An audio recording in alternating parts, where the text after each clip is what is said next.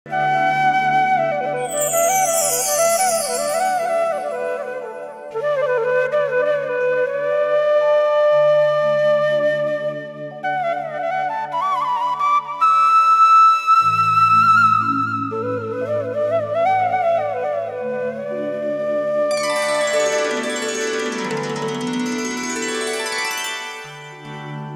बहन का रिश्ता कुछ खट्टा मीठा, प्यारा प्यारा तो कुछ नोक-झोंक भरा, कभी लड़ना तो कभी झगड़ना, मम्मी पापा के गुस्से से बचने के लिए एक दूजे पर मासूम भरे इल्जाम भी लगा देना। लेकिन जब बारी आती है साथ निभाने की, तो बहन पाती है भाई को हमेशा अपने साथ।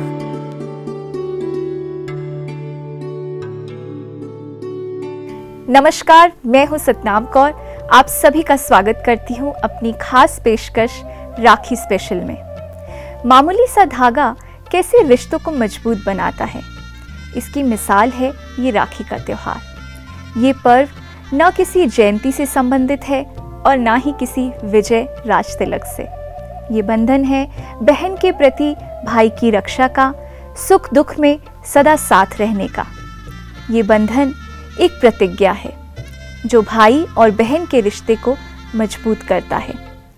लेकिन आज के इस दौर में शायद इस रिश्ते के जैसे मायने ही बदल गए हों। हम देखते हैं इस त्योहार को लोग या तो एक खुशी की रस्म के तौर पर मना लेते हैं या भाई बहन के मिलने का एक अवसर मान लेते हैं। और तो और आज जिस दौर में हम जी रहे हैं उसकी तो शुरुआत ही सोशल मीडिया से होती है। आज भौतिकवादी युग में राखी का मोल भी धन से तोला जाने लगा है। बहनों को गिफ्ट भी फरमाइश के अनुसार ही चाहिए होता है। भाई भी कुछ न कुछ उपहार के रूप में बहन को राखी का कर्ज अदा करता है। ऐसा लगता है मानो रक्षाबंधन नहीं, एक लेन देन का मौका हो। आज भाव और भावनाएं दोनों ही बदल गई हैं। बेहद अर्थ वाले इस पर्व को केवल हद की भावनाओं तक सीमित कर दिया गया है और कहीं ना कहीं यह पैसा और सौगात भाई बहनों के प्यार बढ़ाने के स्थान पर मनमुटाव बढ़ाने का साधन बनता जा रहा है। इस पर गौर करने वाली बात है कि जिस उत्सव को हमें सही मायने में मनाना चाहिए, क्या हम आज उससे कोसों दूर नहीं हैं?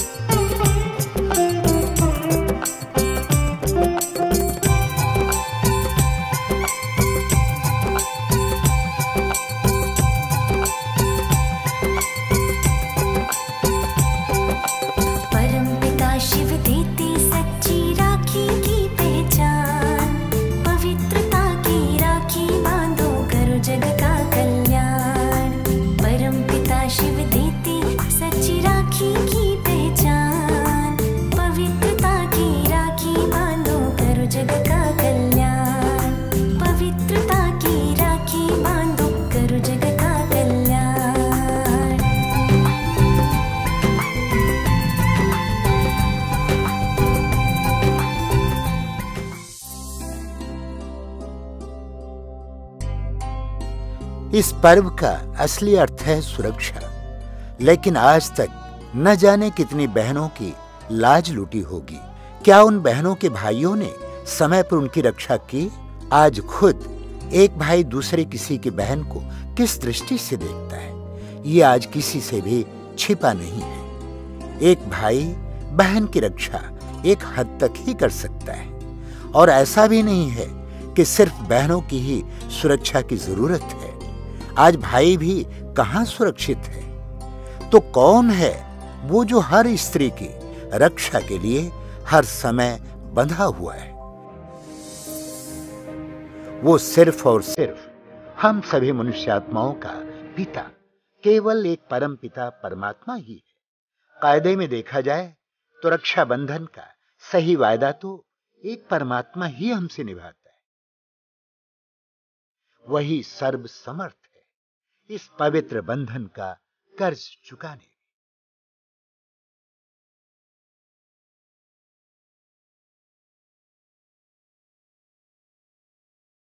हमारे पुराणों में इस पर्व से संबंधित कुछ कथाएं बहुत प्रसिद्ध है। रक्षाबंधन से जुड़ा एक प्रसंग महाभारत में भी आता है। जब कौरवों की भरी सभा में द्रौपदी का चीरहरण होने लगा तो द्रौपदी ने भगवान को ही पुकारा था। उस सभा में मौजूद बड़े से बड़े ज्ञानी ताकतवर पांडव भी उस समय द्रौपदी की रक्षा नहीं कर सके। द्रौपदी की रक्षा अगर किसी ने की तो वो सिर्फ श्री कृष्ण ने, जिन्हें द्रौपदी ने अपने पल्लू के एक टुकड़े को बांधकर सच्चे दिल से अपना भाई माना था। इसलिए कोई भी त्योहार जो हम मनाते हैं उन सभी के पीछे गहरे रहस्य या समर्थ बातें छिपी होती हैं। तभी तो इन त्योहारों का इतना महत्व होता है।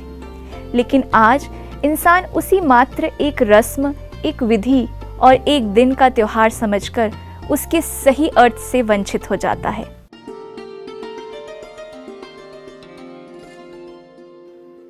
रक्षाबंधन, ये पवित्र और सुंदर नाम अपने में कई रहस्यों को समेटे हुए है। सबसे पहले धागा अर्थात मर्यादा और पवित्रता का प्रतीक। इसको एक उदाहरण से समझते हैं। जैसे यादगार ग्रंथ रामायण में दिखाते हैं कि सीता एक तिनके की ओट से रावण जैसे राक्षस के कोप और हिंसा से बच गई। तिनका क्या था? धर्म का प्रतीक, सीता के अखंड ब्रह्मचर्य और सतीत्व का प्रतीक है। इसी प्रकार कलाई पर बंधा धागा भी मर्यादा का, पवित्रता का और प्रतिज्ञा का प्रतीक है। तिनका अपने आप में कुछ नहीं, पर सीता जैसी शक्तिशाली आत्मा ने उसे हाथ में उठाया तो वो शक्तिशाली बन गया। इसी प्रकार यह धागा भी अपने आप में कुछ नहीं है, परंतु जब कोई ऐसी पावन आत्मा जिसके मन में गलत वासनाएं ना हो, क्रोध की कालिमा ना हो, मोह का अंधकार ना हो, कामनाओं का कीचड़ ना हो, इसे दूसरे की कलाई पर बांधती है तो वो एक शस्त्र का काम करती है।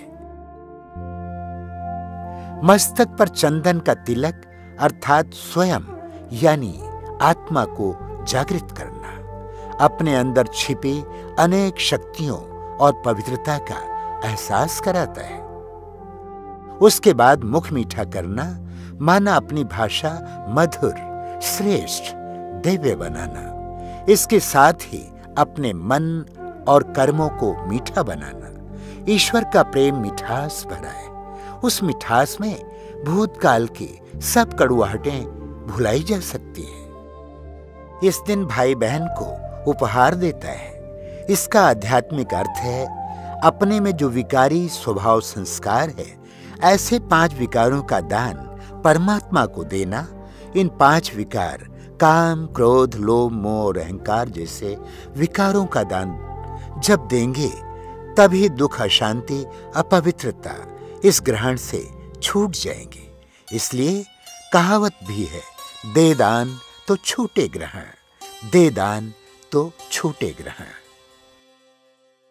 आज के संदर्भ में ये बहुत ही महत्वपूर्ण बात हो गई है कि हम पवित्रता की राखी बांधें, तो ये पवित्रता की राखी हमारी चारों ओर से रक्षा करेगी।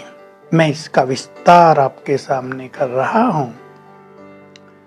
देखो, पवित्रता के कारण मनुष्य पूज्य होता है। कन्या भी जब पवित्र होती है तो पूज्य है। अपवित्रता जिसमें आते हैं काम, क्रोध, लोभ, मोह, अहंकार, इन सब से हम जानते हैं यही समस्याओं के कारण हैं, यही चिंताओं के कारण हैं, यही मानसिक रोगों के कारण हैं।